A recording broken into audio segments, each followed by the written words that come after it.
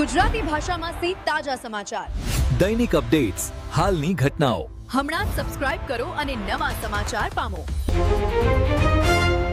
લુણાવાડા તાલુકા પંચાયત બેઠક પર ભાજપે ભારતીબેન ઠાકોરને મેદાનમાં ઉતાર્યા. રાજકીય જંગ બન્યો રસપ્રદ. વાવ તાલુકામાં સ્થાનિક સ્વરાજની ચૂંટણીને લઈ રાજકીય ગરમાવો દિવસે દિવસે વધતો જઈ રહ્યો છે. ખાસ કરી જાનાવાડા તાલુકા પંચાયત બેઠક પર ઉમેદવારી નોંધાવવાની પ્રક્રિયા દરમિયાન રાજકીય ચહલપહલ ચરમસીમાએ પહોંચી છે.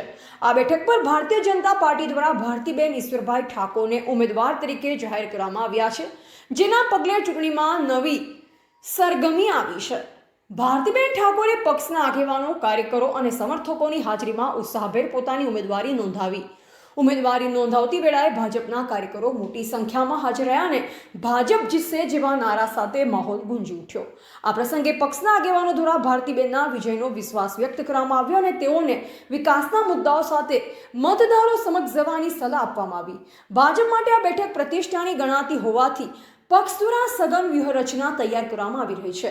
સ્થાનિક સ્તરે સંગઠનને વધુ મજબૂત બનાવવાના પ્રયાસો હાથ ધરાયા છે, તેમજ પ્રચાર માટે ખાસ આયોજન કરવામાં આવી રહ્યું છે.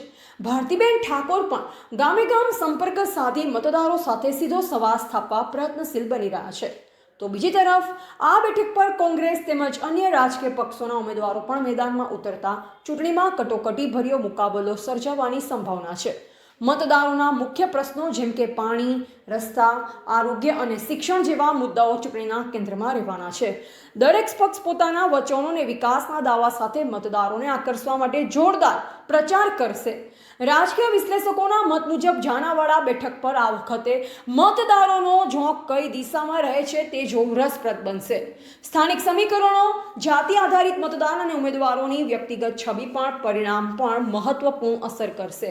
આથી વાવ તાલુકાની જાનાવાડા તાલુકા પંચાયત બેઠક પર આ વખતે ચૂંટણી જંગ ખૂબ જ રસપ્રદ બને અને તંગ બનવાની પૂરેપૂરી શક્યતા વ્યક્ત કરવામાં આવી રહી છે. એવા રાણાભાઈ પારેગી, વાવ થરાદ. મારું નામ ભારતીબેન ઠાકોર છે અને તાલુકા પંચાયતની અંદર ભારતીય જનતા પાર્ટીની અંદર મને જે ટિકિટ આપવામાં આવી છે, મેં દાવેદારી નોંધાવી હતી અને મને ટિકિટ મળી છે. અને ઈશ્વરિયા, જાનાવાડા, ભડવેલ અને ભાણખોડ 4 ગામડા આવે છે અંદર, અને 4 ગામડાની 18 આલમની જનતા પર મને વિશ્વાસ છે કે મને બહુ જંગી મતથી જીતાડશે અને બધાનો સારો એવો સાથ સહકાર મને મળી રહ્યો છે. અને મને આપ જીતીને આવશો તો શું વિકાસના કામ કયા તમે કરો? જો 18 આલમ પર મને વિશ્વાસ છે કે ચોક્કસ એ લોકો કમળ ખીલાવશે અને ભારતીય જનતા પાર્ટીના હાથ મજબૂત કરશે. મારે 18 આલમ પર 4 ગામડાની પ્રજા પર મને પાકો વિશ્વાસ છે અને જે કામના વિકાસના જે કામો થઈ રહ્યા છે એ લોકો જોઈ અને જાગૃત છે અને લોકોને બહુ ગર્વ છે કે જનતા પાર્ટીના હાથ મજબૂત કરીએ અમે. તો જેવો હું જીતીને આવીશ તો ચોક્કસ ગામની 4 ગામના લોકોની પ્રજાના નાના મોટા કામો હશે એ ચોક્કસ કરીશ અને લોકોનો કાંઈ પણ જરૂર હશે જે સરકારના કામોને લગતી તો હું તેમની સેવા માટે ચોક્કસ તત્પર રહીશ.